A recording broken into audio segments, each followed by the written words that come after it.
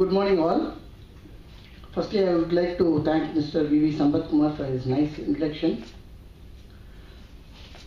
Before moving on my experience in the book, I would first like to thank our chief guest. He is kind enough to accept it, and the guest of honor and my brother guru in my law profession journey. In fact, I took training under him before I took up the law under Vanakamudi sir. So I thought I would not be doing it justice if I'm not having him as one of the guests here.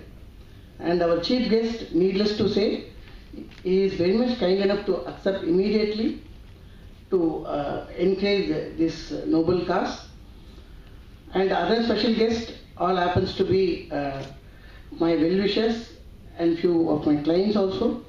So I take privilege to thank each and everyone for readily accepting to be the guest for this occasion and giving enlightenment to this entire show.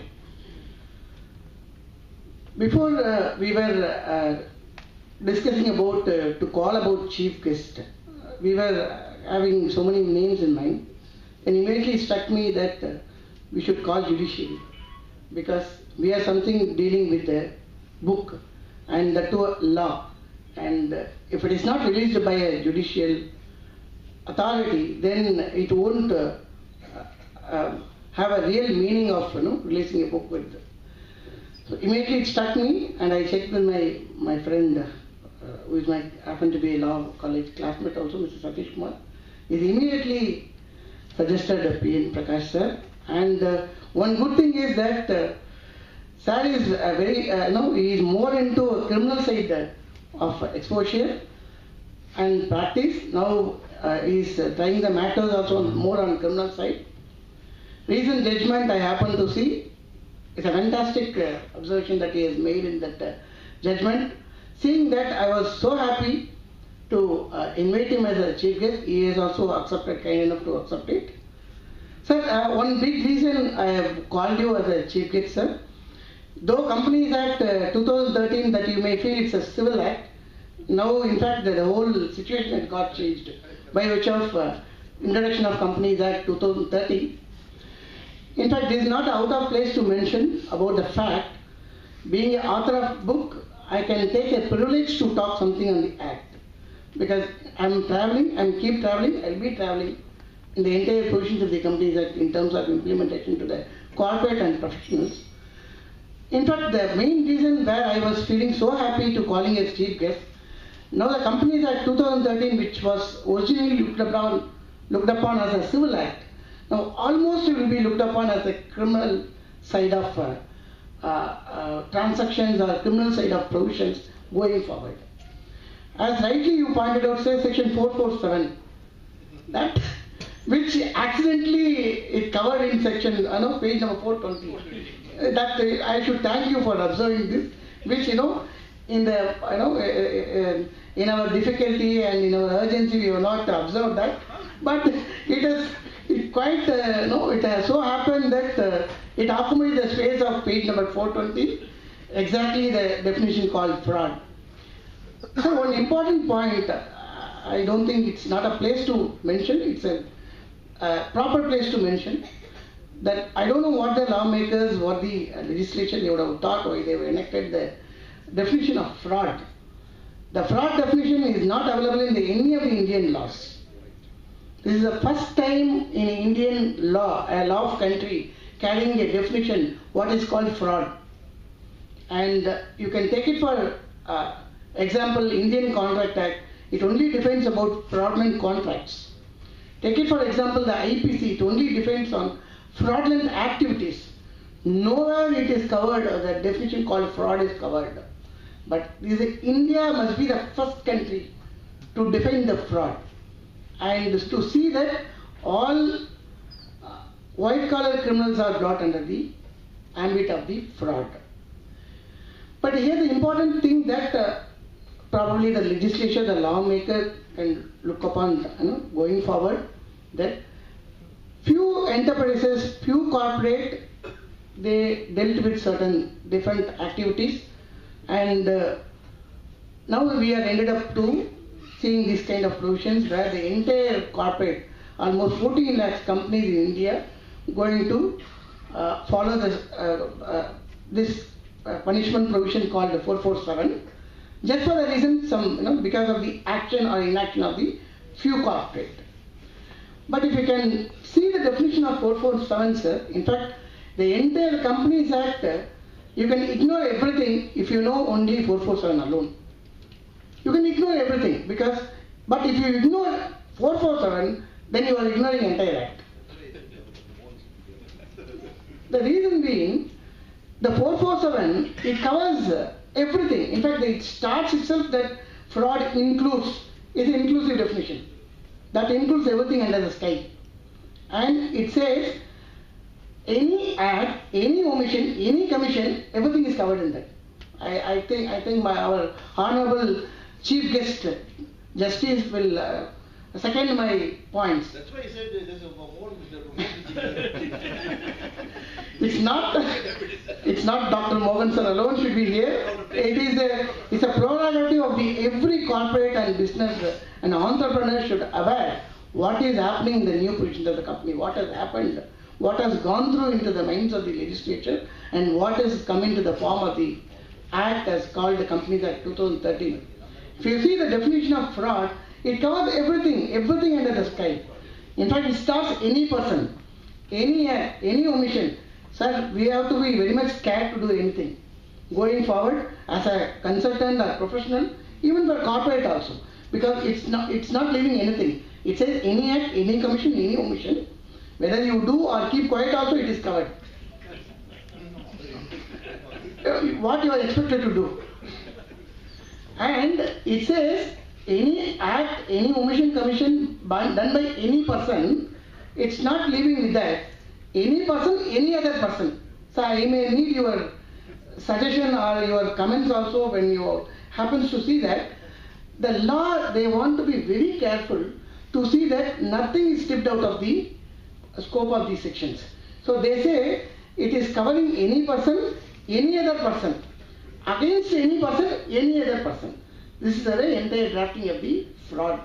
So by seeing that, the language, how it appears in the fraud, any person can be brought within the ambit of the scope of the section 447. So really speaking, the entire Companies Act 2013, though we put our effort to bring it in a simple way, but one fact that we have to admit, it is so tough law to understand, it's so tough law to implement. And going forward, really we are worried, but government is taking every effort now to dilute. In fact, that's what all we are gathered here, and we are having chief guest to introduce. In fact, we will be having the similar kind of occasion next year also. The speed that the government is changing the law of Companies Act 2013. In fact, after we given the book for printing, we keep getting updates, circulars and notifications. You will not believe we stopped the printing and we gave the updates to them. So that's the level the government, they are giving the importance and they are trying to dilute the toughest provisions of the Companies Act. Now almost the government is trying to bring at par to the old Companies Act 1956, but to some extent. The reason being, the main things they were not diluted, called, as rightly pointed out, fraud. That's not diluted, that's not touched. So as long as that's not touched, there is no point wherever we are diluting the entire act. In fact, the request from our side as a team to the government or the lawmakers or judiciary that you please look upon to the professionals as a professional, a businessman as a businessman. In fact, there is a difference between the, I know chief guest is there, to second my view, there should be a mens rea in any of the art, anything we do. And there should be a personal injury or personal deprivation should be there in anything to deem it as a criminal.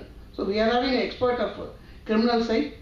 But here the Companies Act, all should be looked as a civil act. Because everything works on the judgment. Judgment sometimes may go wrong. I mean to say business judgment. The business judgment always tend to go wrong, tend to go right. But where when the situation is this, it is very difficult to ensure every business achievement to fall within the ambit of the provisions of Companies Act, though it may happen without the knowledge of the business community also.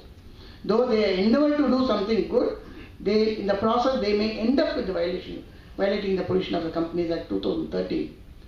But end of the day, now the slip is given. The only thing that we have to understand, the law, as Sir said, the Companies Act has got evolved from the time of East Indian Company, and it has got evolved to regulate the entire corporate and shareholders and market.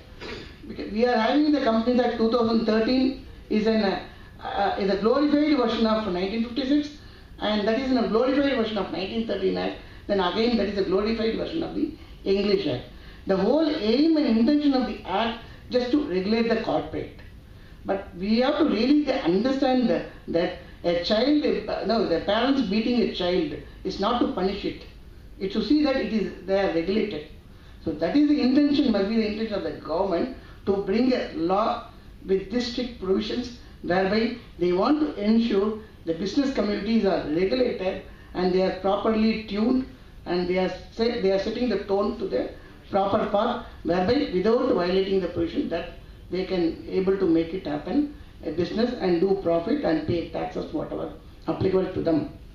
With respect to the book, I really should share this particular thing. It's not an individual effort, it's a team effort. In fact, I should thank my core team members, Ms. Smita Chilimar and Mr. Ramanathan, who took enormous effort to collide the whole thing and put it in a particular place. And of course, it's not the view of, that's what I always say to my client also, whenever I advise, the 1956 Act, those days are gone, where you can call me and ask me simply, I'll tell you something which is already settled in law. But now 2013, it has to evolve over a period of time. Whenever my clients call me or whoever takes my advice, I'll always say that, give some time, let me have a comment of my team. Because now, no one can take an individual decision what it is there in the store. Because everyone have a different perception.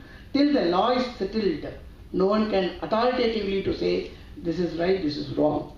So this is a team effort, and rather I should say, a coming out a book, it's almost like a lady giving a birth of child. Till the book is coming out, just a lady, how she will imagine and see that how the child will be after its birth. Till we see the final copy, we'll be having that real feeling only that how our book would come out, and but it should not happen something is missed out. How much of effort we put, but end of the day, single thing gone wrong, then the whole thing will go. It's like a drop of poison in the milk, because that will be taken as an example. A single wrong will be completely spoil the entire book. So as an author and as a team members, we were so cautious to ensure that nothing should go wrong. And one thing is sure, we have ensured in the entire Companies Act 2013, Guide to Companies Act 2013, that the law that we are discussing, whatever it is, we always try to say the maximum compliances. Wherever there is no clarity, we always suggest corporate or professional to see that they are complying it when there is no clarity. Because the benefit of doubt always should be given to the corporate. So the corporate and professional should ensure that they are complying rather than they are avoiding the compliances by means of interpretation till the law is settled. With this prelude, and I would like to thank each and everyone, and more specifically I would like to thank my spouse who is sitting here, Ms. Lavanya. Without her, without the freedom or liberty that she has given to me, this would not have happened, no doubt at all. There is a woman behind, every successful man. She is there behind me, giving a liberty, freedom, and space that every man should have.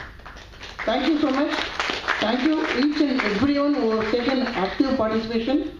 I thank you once again, our chief guest, guest of honor, all my special guests who readily accepted. Sir, I am grateful to you to my lifetime. Thank you, each and everyone gathered here. Thank you so much.